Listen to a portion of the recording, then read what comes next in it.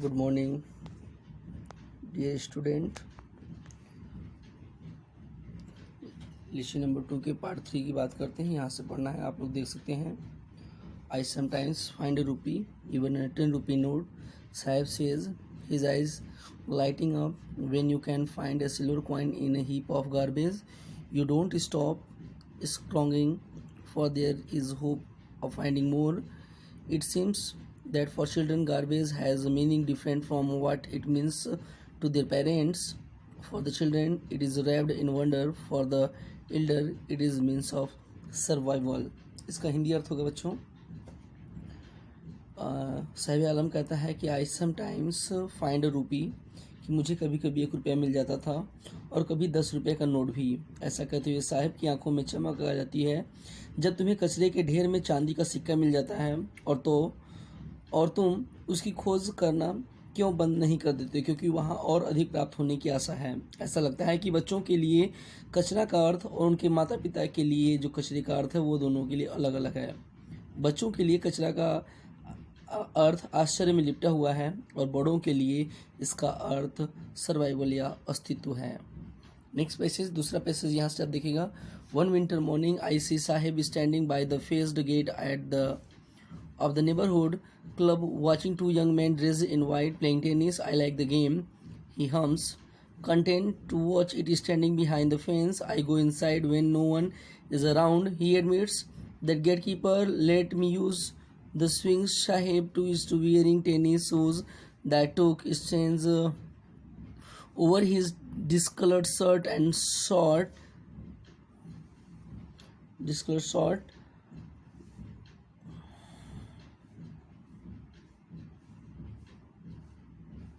Someone gave them to me, he says in manner of an explanation. The fact that they are discarded shoes of some rich boy who perhaps refused to wear them because of a hole in one of them does not bother him. For one who has walked barefoot, even shoes with a hole is a dream come true, but the game he is watching so intently is out of his reach. This morning Sahib is on his way to milk booth. In his hand is a steel canister. I now work in a tea stall down the road, he says, pointing in the distance. I am paid 800 rupees and all times meals. Does he like the job? I ask. His face I see has lost the carefree look. The steel canister seems heavier than the plastic bag he would carry so lightly over his shoulders. The bag was his. The canister belongs to the man who owns the tea shop. Sahib is no longer his own master. इसका अर्थ देखिए। जाड़े की सुबह मैंने साहब को एक दीवार से घिरे हुए फाटक के समीप खड़े हुए देखा, ऐसा लेखिका निजरंग बताती हैं, जहां से वह सफ़ेद कपड़े पहने हुए 2 युवकों को टेनिस खेलते हुए ध्यानपूर्वक देख रहा था। मुझे यह खेल पसंद है, वह हिचकिचाते हुए कहता है, दृढ़तापूर्वक बाढ़ के पीछे खड़ा हो जाता है और देखता रहता है। जब कोई नहीं होता है तो मैं भीतर चला जाता हूँ, वह कहता है। जो वहाँ का वॉचमैन है वह मुझे झूला झूलने देता है। साहिब भी टेनिस जूते पहने हुए हैं जो उसकी गंदी कमीज़ और जो शर्ट वगैरह था उनसे अलग लग रहे थे। स्पष्ट रूप से वह कहता है कि यह जूते मुझे किसी ने दिए हैं। वास्तव में किसी धनी या अमीर लड़के ने उसको बेकार समझकर फेंक दिया था, जिसे उसे पहनने से मना कर दिया था क्योंकि एक जूते में छेद हो गया था। पर साहिब की उसकी छेद की उस जूते में कोई चिंता नहीं थी, क्योंकि जो नंगे पैरों चलता रहता था वह एक छेद वाले जूते में को पाकर स्वप्न को पूरा होते हुए समझ सकता था। लेकिन खेल जिसे वह इतना ध्यानमग्न होकर सुन रहा था उसकी पहुंच से बहुत ही दूर था।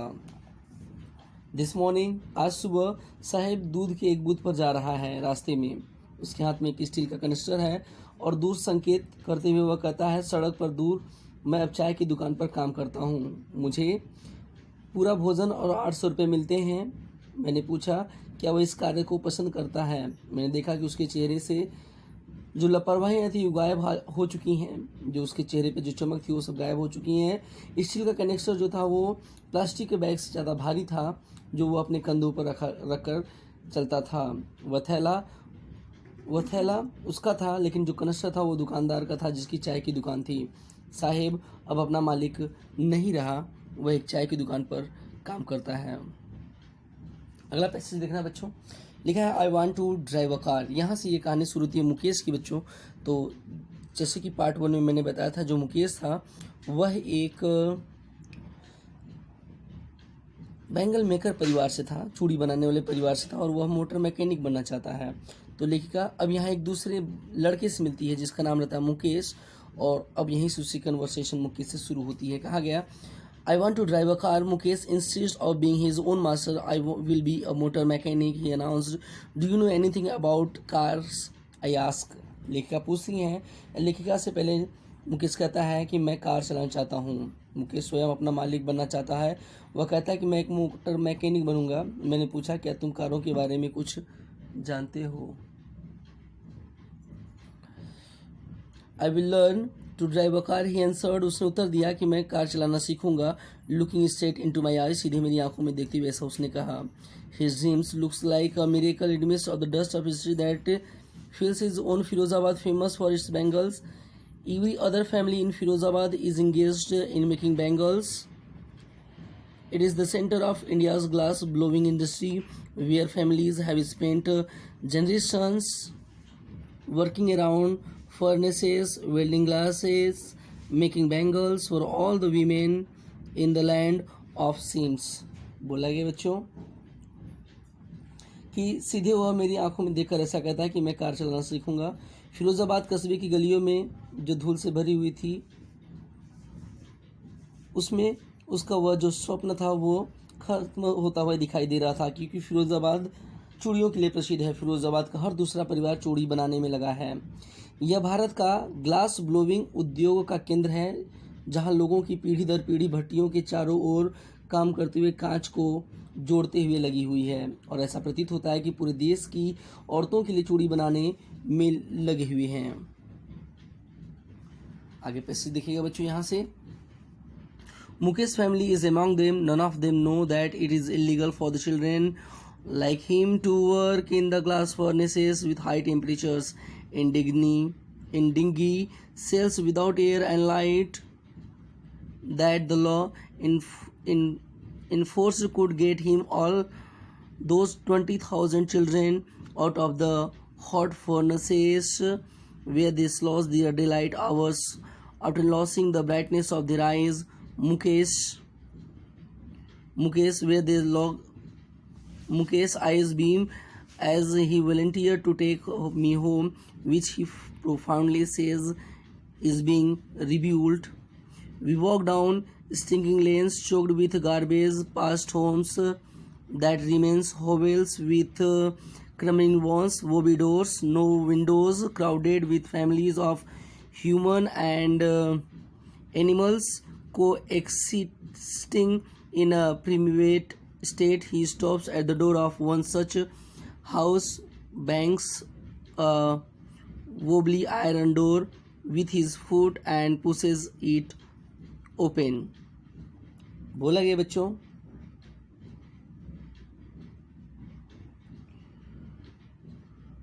आगे भी ये वाला भी पैसेज देख लीजिए आप लोग। We enter a half built sack. In one part of it, thatched with dead grass, is a firewood stove over which he sits a large vessel of sizzling spinach leaves. On the ground in a large aluminium platters are more chopped vegetables. A frail young woman is cooking in the evening meal for the whole family. Through eyes filled with smoke, she smiles. Through eyes filled with smoke, she smiles. She is the wife of Mukesh, elder brother, not much older in years. She has begun to command respect as the Bahu, the daughter-in-law of the house, already in charge of 3 men, her husband Mukesh and their father. When the older man enters, she gently withdraws behind the broken walls and brings her veil closer to her face. As custom demands, daughter-in-laws must veil their faces before male elders. In their case, of elder is an improvised bangle maker Despite long years of hard labor, first as a tailor, then a bangle maker, he has failed in renovate a house, sent his two sons to school. All he has managed to do is teach them what he knows, the art of making bangles. आइए बच्चों इसका हिंदी अर्थ समझते हैं। बोला गया Mukesh family is among of them. बोला गया मुकेश का परिवार उनमें से एक है। उनमें से कोई नहीं जानता है कि उस जैसे बच्चों के लिए उच्च ताप की भट्ठियों में काम करना, बिना हवा और प्रकाश के अंधेरी और नीरस कोठरियों में काम करना गैर कानूनी है। यदि कानून लागू किया जाए तो मुकेश और 20,000 बच्चों गर्म भट्टियों से, जहां वे दिन के समय कठोर परिश्रम करते हैं और प्रायः अपनी आंखों की चमक खो देते हैं, बाहर लाया जा सकता है। जैसे ही मुकेश स्वेच्छा से मुझे अपने घर ले गया, उसकी आंखें प्रसन्नता से चमकने लगीं। उसने गर्व के साथ कहा कि उसके मकान का पुनर्निर्माण हो रहा है और उसका घर बन रहा है। हम दुर्गंध देने वाली गलियों, जो कूड़ा करकट से भरी पड़ी हुई थी, उसके बीच से गुजर रहे थे। हम ऐसे मकानों के पास से गुजर रहे थे जिनकी दीवारें टूटी हुई थी और वे मामूली ढंग से बनाए गए थे, जिनके दरवाजे आगे पीछे डगमगा रहे थे। उनमें से कोई खिड़कियां भी नहीं थी घरों में। वहाँ आदमी स्थिति के समान, आदमी और पशु साथ साथ एक ही घर में रह रहे थे।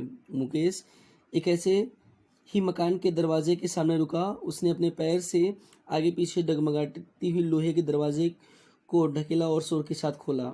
हमने एक अर्धनिर्मित घर में प्रवेश किया। उस मकान के एक भाग में सूखे हुए कुछ छप्पर रखे हुए थे और दूसरे छोर में एक चूल्हा रखा हुआ था जिसमें लकड़ियां जलाई गई थी। उस चूल्हे के ऊपर एक बर्तन में पालक के कुछ पत्तियां उबलने के लिए रखी गई थी और ज़मीन पर एल्यूमिनियम की एक बड़ी तस्करी या प्लेट कटी हुई सब्जियों से रखी हुई थी। एक कमज़ोर पतली युवा औरत पूरे परिवार के लिए शाम का भोजन पका रही थी। उसकी आंखों में धुआं भरा हुआ था, फिर भी वह मुस्कुराई।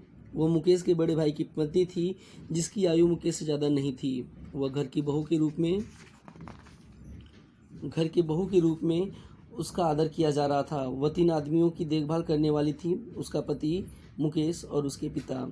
जब वृद्ध आदमी या बूढ़ा आदमी घर में प्रवेश करता है, वह धीरे से एक टूटी हुई दीवार के पीछे चली जाती है और अपने चेहरे को घूंघट से ढक लेती है। जैसे रिवाज चला आ रहा है, बहू अपने बड़े पुरुषों के सामने अपने चेहरे को घूंघट मतलब वेल, VEIL वेल, घूंघट से ढक लेती हैं। इस प्रकरण में बड़ा पुरुष एक गरीब चूड़ी बनाने वाला है। वर्षों घोर परिश्रम करने के बाद वह पहले दर्जी का काम करता था, फिर चूड़ी बनाने लगा। वह अपने मकान का पुनर्निर्माण ही करने और दोनों पुत्रों को स्कूल भेजने में ही असफल रहा। मतलब अपना घर भी नहीं बना सका और बच्चों को पढ़ा लिखा भी नहीं सका। चूड़ियाँ बनाने की कला जो वह जानता था, उसी कला को वह अपने बच्चों को सिखाने में व्यवस्था करता है। मतलब वह केवल अपने बच्चों को चूड़ियाँ बनाने का ही काम करता है। यहाँ से आप देख सकते हैं कि the art of bangle makers है ना, वह केवल अपने बच्चों को चूड़ियाँ बनाना ही सिखा रहा था। इस वीडियो में इतना ही बच्चों, आगे आप लोगों को पार्ट 3 में मिलेगा और उम्मीद है कि चैप्टर अगले पार्ट में हम ख़त्म कर दें। धन्यवाद।